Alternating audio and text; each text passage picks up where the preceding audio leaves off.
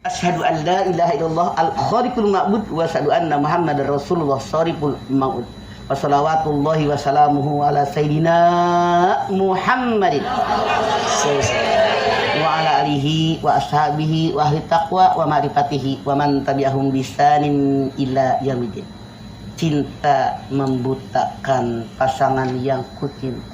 Dalam Ali Imran 14, zuyyina lin-nasi hubbus syahawati minan nisa wal banin wal qanatiril muqattarati minadh dhahabi wal fiddah wal halmu sawawati wal an'ami wal has dzalika mataul hayatid dunya wallahu innahu husnul ma'ab. Dijadikan kecintaan pada pandangan manusia. Manusia normal siapapun dimanapun kata Allah pasti menyukai. Nah, cowok suka cewek, cewek suka cowok, suka dengan anak-anak, suka dengan kekayaan emas perak, suka dengan kendaraan, peternakan, sawah ladang. Dzalika mataul hayati dunia. Yang 6 ini hanya perhiasan hidup dalam dunia. Kepada Allah kalian kembali. Apa makna ayat ini? Raih itu yang 6, tapi mikir cara meraihnya. Apakah di jalan yang Allah ridho atau tidak? Kita lihat ayat yang lain. Ibu apalkan al-hakumut at-takasur? Orang baca. Yuk, bismillah. Al-hakumut hatta zurtumul maqabir kalla sawfa ta'lamun tsumma alla sawfa ta'lamun kalla law ta'lamuna ilmal yaqin la tarawun summa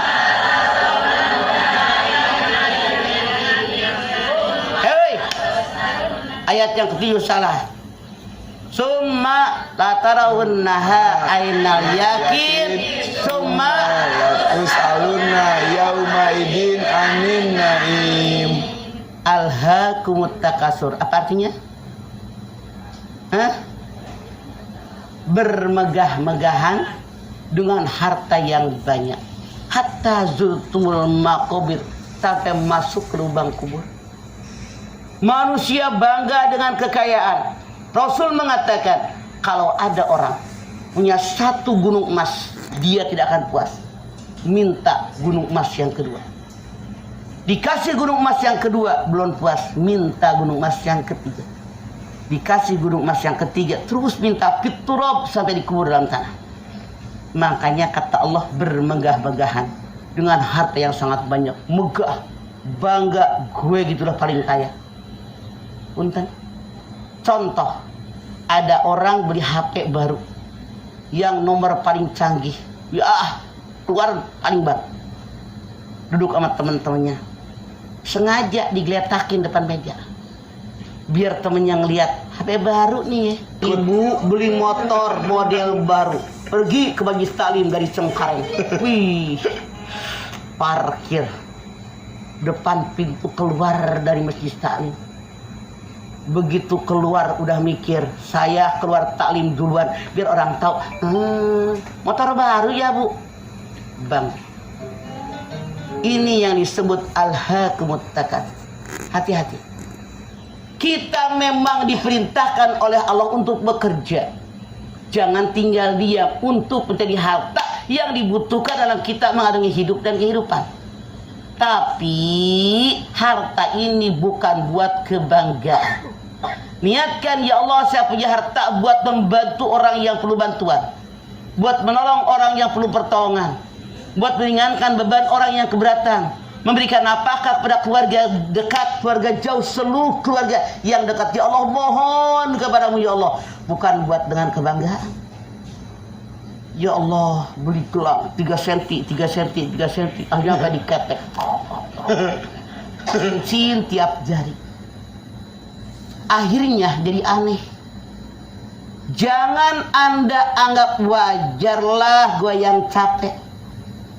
Kalau Allah tidak berkehendak, tidak akan terjadi. Contoh, 2 manusia yang sama manusia, laki-laki dengan seumur misalnya 40 tahun. Satu kerja di tempat yang enjoy, yang tidak banyak bekerjaan, hanya mereka datang ke suatu tempat. Dia rapat, ada meeting, duduk, AC, makanan enak, kendaraan enak. Seharian gajinya berapa? Yang ini tukang gali aspal, umurnya sama 40 tahun. Dari pagi sampai sore sampai pada melepuh tangannya. Gali aspal, minum air ledeng, tidur di bedengan. Gajinya sehari berapa? Padahal mereka semua sudah menghabiskan hari, menghabiskan tenaga, menghabiskan waktu. Ini Allah Subhanahu wa ta'ala tunjukkan kepada kita. Jangan kita hanya sebagai pengumpul harta. Kecelakaan bagi orang yang lalai dan numpuk-numpuk harta. Masya Allah, mereka mengira dengan harta yang menumpuk membuat mereka bahagia. Kalla, sama sekali tidak, kata Allah. Tidak akan bahagia. Bahkan yang namanya harta yang menumpuk tadi nanti menjadi azab buat mereka, menjadi api hutomah. Allah nanya, tahukah kalian api hutomah? Karena kita nggak bakal bisa jawab. Allah yang menerangkan. Api hutomah, api yang nyalakan jebur langsung ke kaki manusia. Manusia yang numpuk-numpuk harta tadi kayak kambing guling, Pan. Diikat di tiang yang panjang, depan, belakang, kanan, kiri ditutup, jegur, api hutomah dinyalakan. Ya Allah, persis kayak kambing guling. Makanya jangan kita numpuk-numpuk harta hanya buat kebanggaan. Anda bayangkan, diikat di kayu yang panjang, disimpan di suatu tempat, depan, belakang, kanan, kiri, ditutup, dinyalakan api, jegur, panasnya api begitu nyala masuk menghunjam ke dalam hati kita. Betapa panasnya api tadi. Itulah ancaman yang Allah Subhanahu wa ta'ala berikan kepada orang-orang yang bangga dengan harta mereka. Yang berlomba-lomba cari harta hanya untuk kemegahan dunia. Ta'lamu annamal hayatad dunya. Anda lihat Al-Hadid ayat 20. I'lamu annamal hayatad dunya laibun walahun wa zinatun wa tafahurun bainakum bil amwali wal aulad. Ketahuilah kalian, harta kekayaan, anak turunan hanya perhiasan hidup dan dunia. Hanya permainan, hanya fata morgana yang merupakan kalian. Di antara kalian bangga dengan harta dan anak turunan. Nggak mikirin akhirat. Bangga dengan harta, bangga dengan turunan. Kata Allah, ini hanya permainan, hanya fata morgana. Saya tanya Anda, kalau kita berdiri di depan itu ada jalan jalan kereta, seolah-olah ada jalan air muncrat ke atas, disamperin, ada airnya enggak? Ada. Ini dunia hanya fata morgana, hanya halu bayangan. Punya satu gedung, pengen dua gedung, punya dua gedung, pengen tiga gedung, fitrah sampai mati.